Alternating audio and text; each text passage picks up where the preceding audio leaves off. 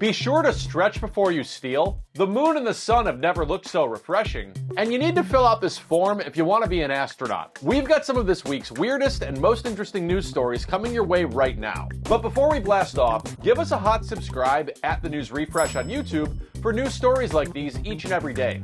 Thanks. So if you'd like to carry out a burglary, you might be tempted to pick up a disguise or some tools or even some friends to help carry out the deed. But perhaps all you truly need to become a master thief are some breathing exercises. You're looking at recent surveillance video from a parking lot in Australia. Clad in black and getting down on the concrete there is a woman who appears to be executing a lengthy series of yoga stretches. She's really making the most of her space there and exhibiting some impressive flexibility. And while this footage is sped up, she executes her routine for a good 2 minutes before getting to her feet. And from there, she allegedly robs a bakery. Yeah, in a scene reminiscent of that laser egg theft from Ocean's 12, this video was posted by Philippa's Bakery in Australia, who said that it seems yoga is a must before breaking in. According to authorities, after breaking into the bakery through this door adjacent to her tranquil parking lot yoga studio, this woman allegedly took an iPad, some shoes, and some cleaning supplies. And, as noted by the bakery, some croissants,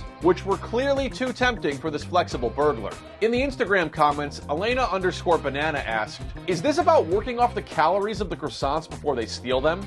Baker&Co_Huon Valley said, "And robbery with a side of interpretive dance. Crims these days are getting creative."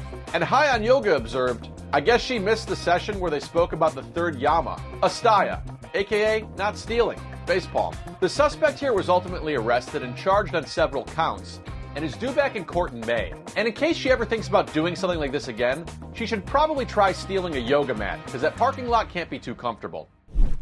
Do you have plans to observe April 8th? Our National Day calendar notes that 4/8 is National Empanada Day, National Zoo Lovers Day, and National All Is Ours Day, which invites us to reflect on the beauty of nature and all of the wonderful things in life. And what better way to do that than to sip on a slush while staring at the sun? Behold, the Sonic Blackout Slush Float, a limited edition treat that's set to honor April 8th's total solar eclipse spanning the continental United States, with a frozen beverage modeled after our blacked out star. Astronauts have long described space as smelling like welding fumes, brake pads, or a burnt almond cookie. But this celestial treat from the good people at Sonic instead combines the flavors of dragon fruit and cotton candy in the black slush half. It's also topped with white soft serve in the float portion of the beverage, as well as blue and purple galaxy-themed sprinkles. Now, if that's not enough to spark your interest in a STEM career, how about this? While supplies last, Sonic says the purchase of one of these Blackout Slush Floats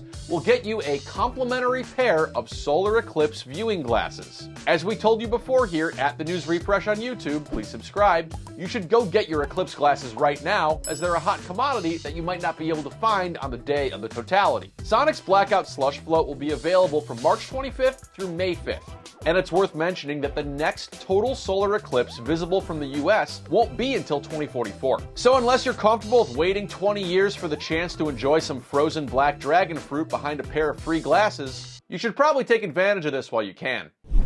And if you happen to be someone interested in getting a really good STEM job, here's some great news. In the field of STEM, meaning science, technology, engineering, and math, an interesting career opportunity just popped up on usajobs.gov.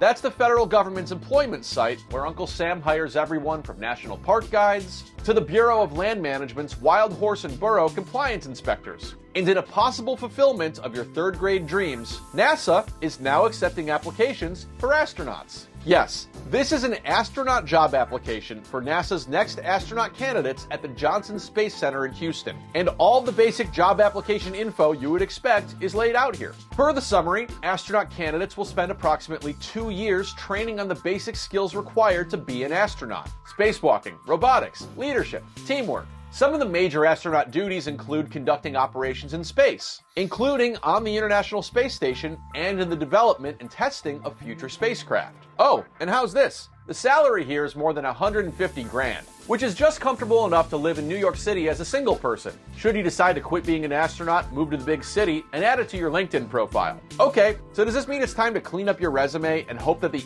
ATS finds the right keywords that'll propel you over to the moon? Not exactly. As one might assume, the requirements to become an astronaut candidate are a bit more stringent than, say, making YouTube videos. Was that a shot at myself? Whatever, please subscribe. Anyway, if you want to be an astronaut candidate, you've also got to be a US citizen and fine with frequent travel. And even though this role is ideally preparing to shoot you beyond our atmosphere, this isn't a remote job that's eligible for telework. And as for the qualifications here, well, they're quite lengthy. First, to meet the basic education requirement, you need a master's degree in a STEM field from an accredited institution.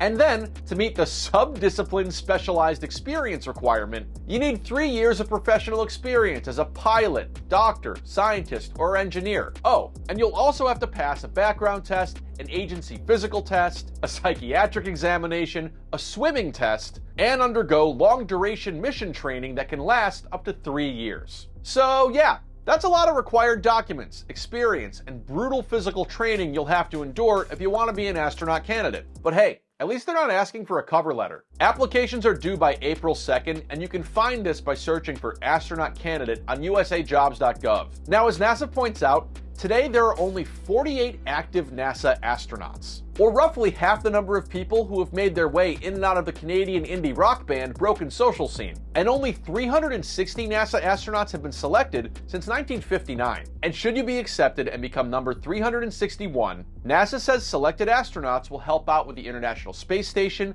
and work on the Artemis program, which is gearing up to land the first woman and the next man on the moon. Which means that you could potentially add a 97th bag of urine and feces and a third golf ball to the collection of garbage on the moon. Again, you've got until April 2nd to fill out your astronaut application. And hey, if space isn't your thing, but you're still desperate for some sort of employment adventure, the Great Smoky Mountains Railroad in Bryson City, North Carolina, just announced that it's seeking a Santa to perform in a friendly, outgoing, and gregarious way that can convincingly embody the spirit of Christmas. You'll need a natural full white beard, be able to work some holiday hours, and be capable of portraying a character over the age of 40. Could be tough, but not 1,000 hours of pilot and command time tough.